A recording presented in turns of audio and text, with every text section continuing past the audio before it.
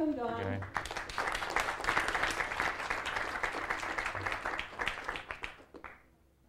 So is all this working? Yeah, there I am. Okay. Not a familiar way of doing things for me.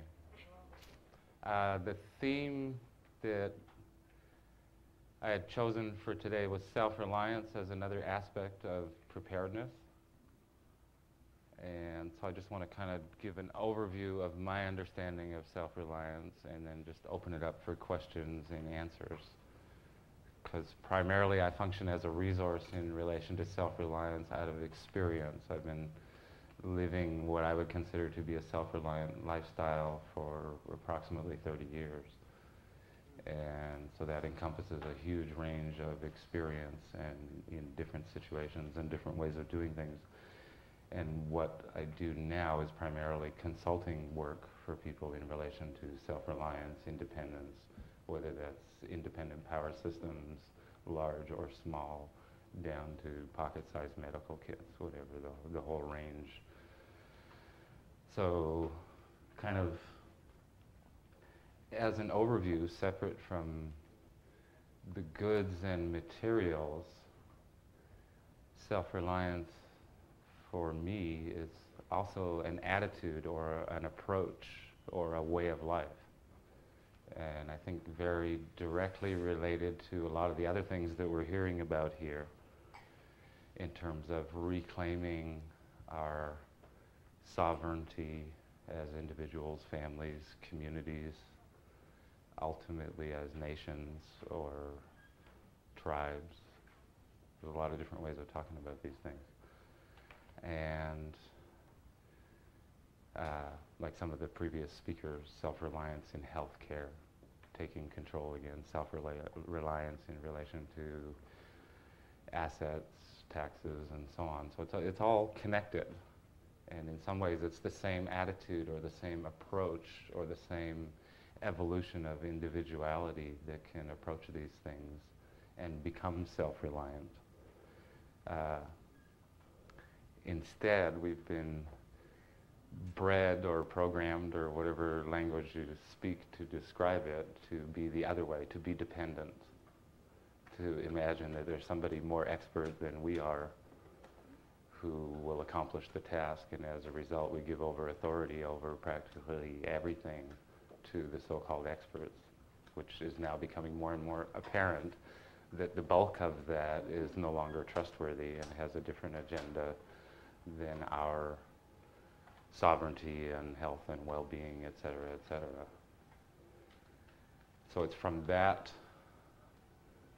where I come from in relation to it, where the freedom and independence and absence of anxiety that I gain from being self-reliant and independent is a byproduct of also living a way of life that's worthy of inheritance by my children. So that if the choices that I'm making today, if my children's children's children, 7 generations ahead of me, could stand here beside me and approve of the choices and decisions that I'm making today, then I'm on the right track. And it's that longer term way of thinking that's also related to self-reliance, where in our, for example, in our earlier cultures, and when we still had culture, because now we have this hybrid thing that nobody's quite sure what it is, but it doesn't exactly qualify as a culture. A Native American definition of culture that I once heard was a culture is a people who know who they are, where they came from, and where they're going. Yeah, we kind of strike out across the board. It's rough. We don't inherit anything. Right? We're challenged in this generation with having to recreate the whole thing.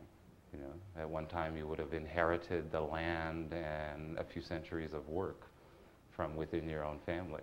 Now it passes through the banks with every generation and becomes worth a more and more absurd dollar value each time it runs through their machine.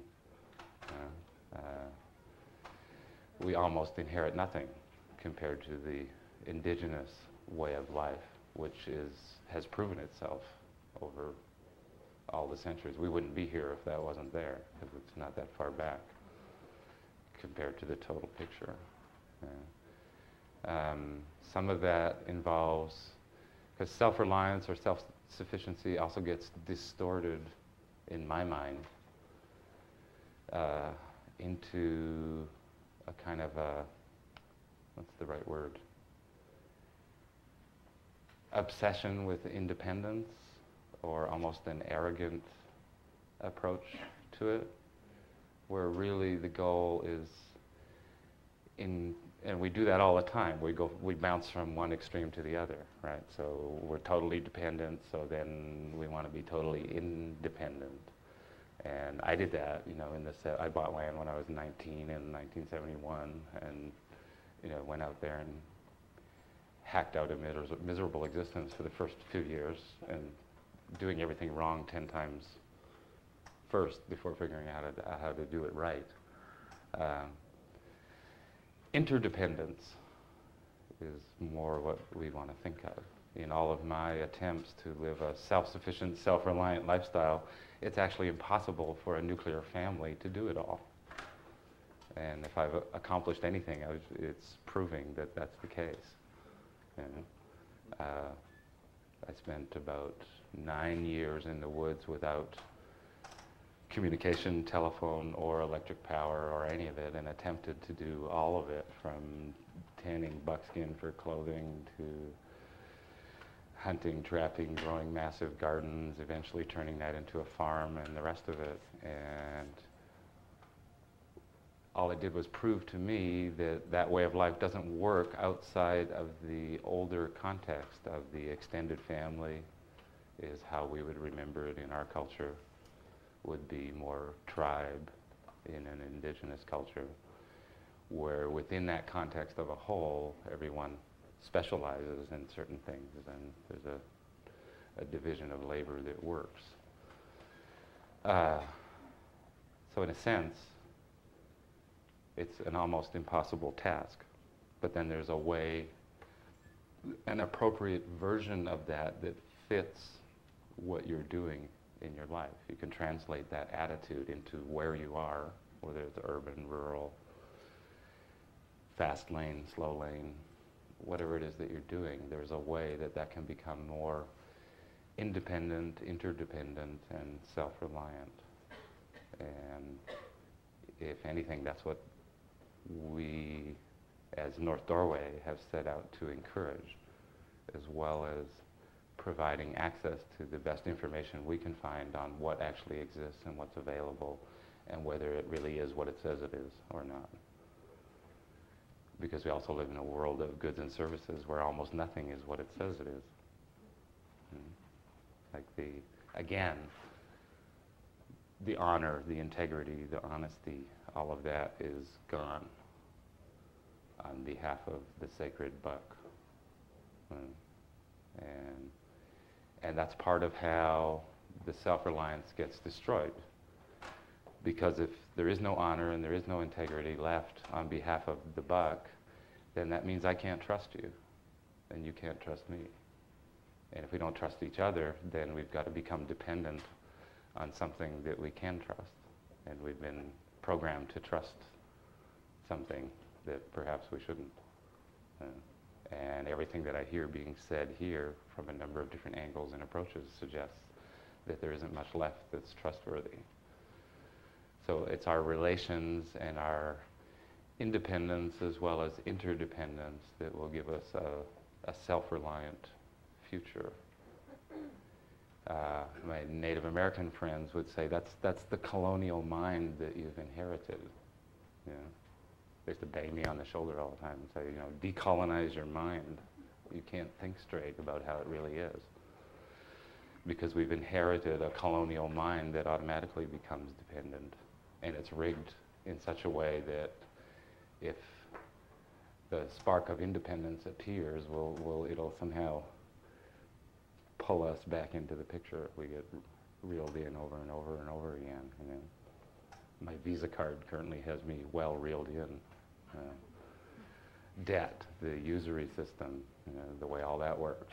It all undermines the self-reliant individuality, and that has, I think, a larger effect than we realize on our whole health and well-being, both physically, emotionally, mentally, spiritually, across the board. So how do we get back to that self-reliance as a theme? In my case, voluntary simplicity. I'm just trying to sort of put out different concepts here for contemplating. Voluntary simplicity. That can take a lot of different forms. For myself, I've done that in a pretty extreme form. More extreme than I realized it was until I was already in it. But there's a version of that. Again, it's all an attitude. It's an inner attitude towards whatever it is that can look at simplifying the level of consumption, the level of, I'm trying to think of the right words here.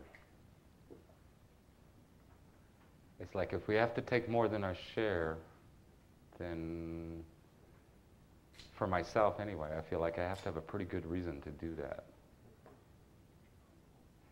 I need to be giving something back in return for that. If I need to take more of my share on behalf of accomplishing that, then it makes sense. We live in a world that automatically takes way more than its share of the total picture. You know, back already in 1980, what was considered the normal standard of living, the desirable standard of living, had been accomplished by 6% of the world's population. And 6% of the world's population at that point was consuming 40% of the world's resources. So if you extrapolate that mathematically, that means if 15% of the world's population are going to accomplish that same standard of living, the other 85% have to die for it to come about. And there is perhaps agendas in existence that would like to see it go that way. Yeah, who knows? I'm not going to go into that one. So how do we reduce that? And quite often there are very sound, practical, sane answers that have been found and developed and squashed by the corporate world on behalf of making sure that we don't stop consuming 40% of the world's resources.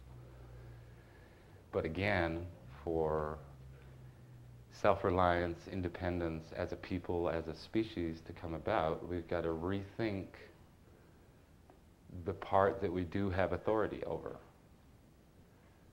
We're perhaps bred to think of the dollars that pass through our hands as consumer dollars rather than investment dollars.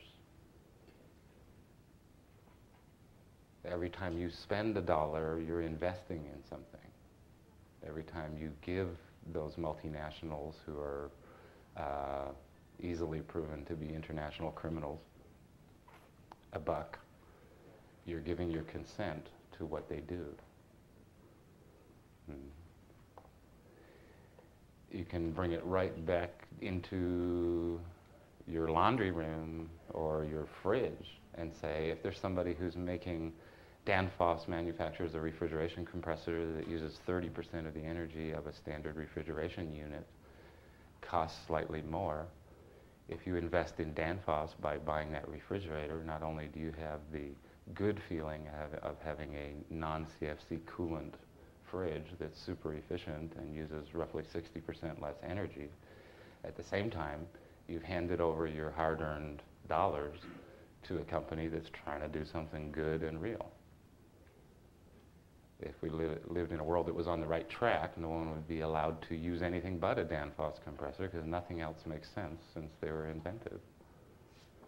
When you go to buy a washing machine, Staber washing machines, what, 6, 7 years ago, finally came out with a real washing machine. It's not designed to beat the daylights out of your clothes so that you need to buy new ones. It's not designed to consume soap, and it's not designed to consume electricity. It actually is what it says it is. you're going to spend money on a washing machine, why not invest in stable industries and make sure that they stick around? Because the rest of them don't cut it. Yeah? There's ways in which we give our consent to a lot of what's going on, and we can withdraw that. It takes some understanding to realize what's actually going on in that picture, or the who's who of it all. I mean, it can get real grotesque if you investigate all of the information.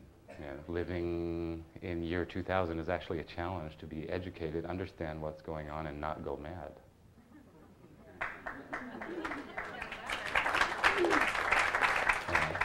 If anything, that's part of the challenge, to be totally perplexed by it all and not freak out.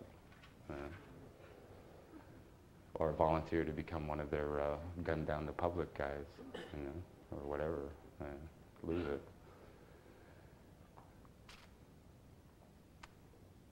So where am I trying to go with all this? Another key concept, I used to know an old Indian man named Philip Deer. He passed away in the 80s, was named grandfather to American Indian movement. He used to talk to us white boys in particular about saying, you guys don't understand the difference between your needs and your wants.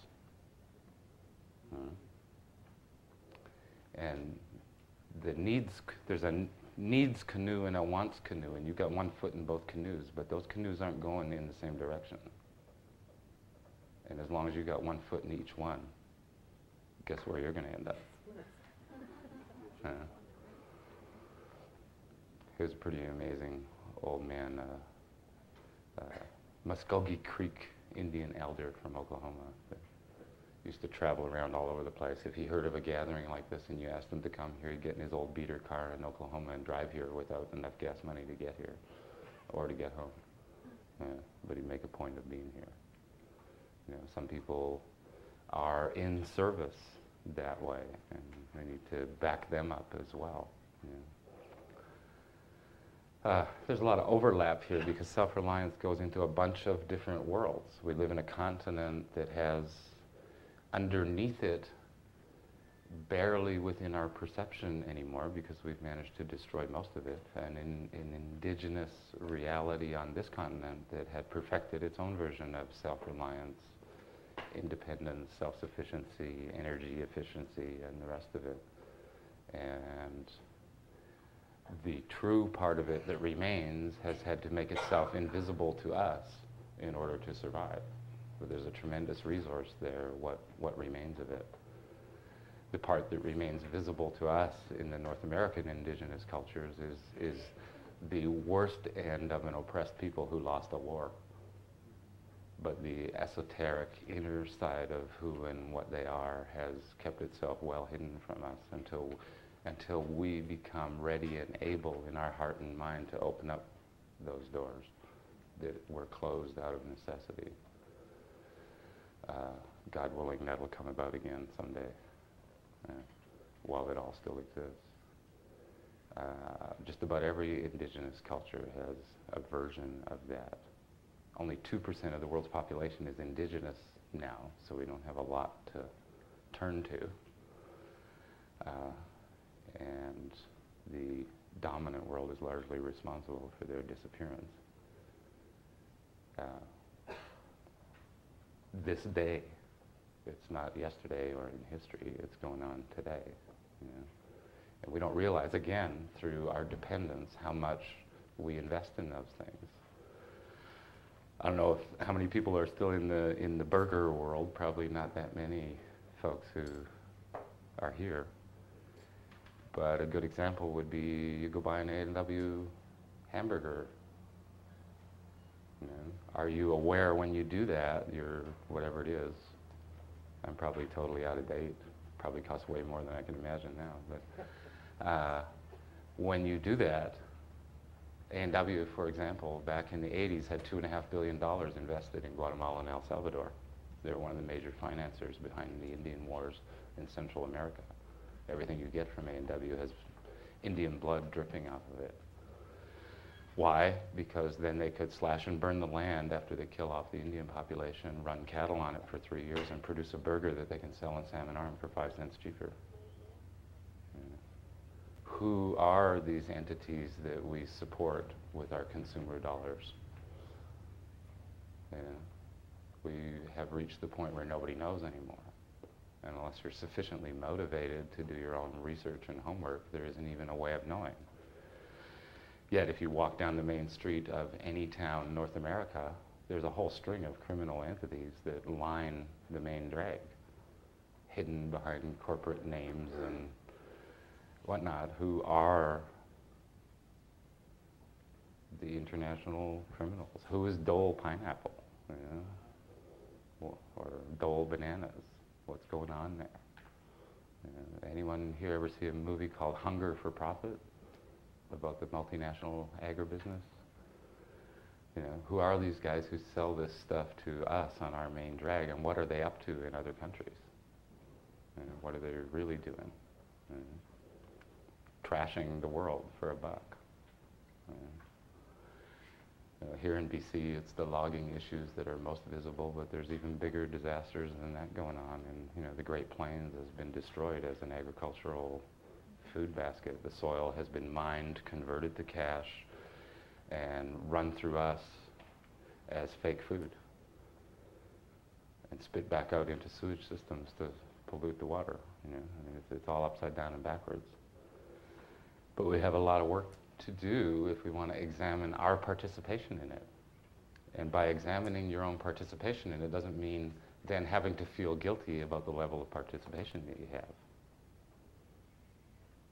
Like, be compassionate with yourself, but also be awake.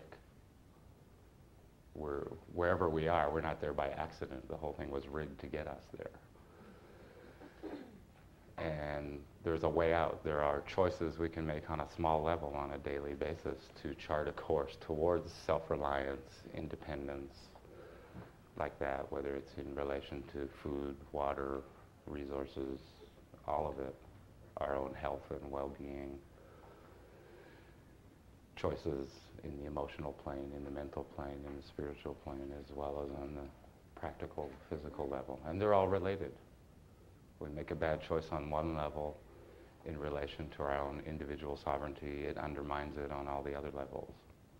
And we slowly self-destruct or whatever. And what I see happening here is a lot of good work being done by good people to go back in the direction of sovereignty, first of all as individuals. And when that's reclaimed, two sovereign individuals can come together and make something larger that is of a sovereign nature. And we're on our way to being sovereign families and communities again. And when we have sovereign communities and families or tribe again, then the option for sovereign nations actually begins to be a reality. I don't know if there's a lot more that I could say. We might get further by just opening it up to questions and answers or whatever people might have on their mind in relation to this theme or any aspect of it.